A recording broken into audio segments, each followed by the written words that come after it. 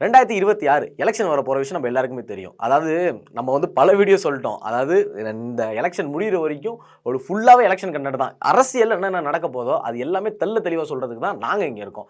அதாவது எல்லாருமே பேசியிருக்கிற விஷயம், இந்த வாட்டி வந்து யார் டிஎம்கே தான் ஜெயிக்க போதா? இல்ல டிவிகே ஜெயிக்க போதா? இல்ல ஏடிஎம்கே வரப்போதா? அப்படின்ற சந்தேகம் எல்லாருக்குமே இருக்குல்ல.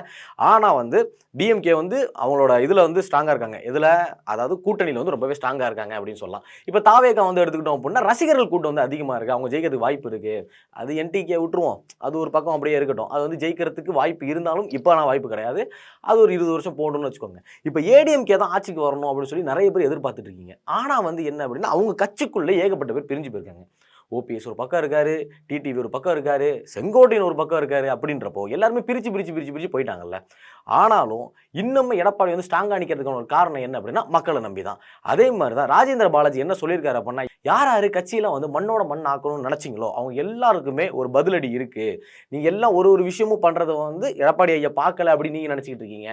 ஆனா, அவர் எல்லா விஷயத்தையும் நோட் பண்ணிக்கிட்டே தான் இருக்காரு. அப்படின்றத முதல்ல இத ஒரு அழுத்தமா சொல்லிட்டு, அதுக்கப்புறம் ஜனவரி மாசம் வந்து நெறைய கட்சிகள் வந்து நம்மளோட இணைய போறதா அவர் ஒரு வாக்கு ஒண்ணு குடுத்திருக்காரு. அது யார் யாரு அப்படின்னு பார்த்தீங்க அப்படின்னா, அடுத்து வந்து தமாகா அந்த கட்சி, அதுக்கப்புறம் பாமக ஒரு கட்சி, அதுக்கப்புறம் தேமுதிக வந்து இப்ப வந்து தமாகவும், பாமகவும் வந்து கன்ஃபார்ம். இவங்க வந்து நம்மளோட இணைய போறாங்க அப்படின்றது கன்ஃபார்ம் ஆயிருச்சு.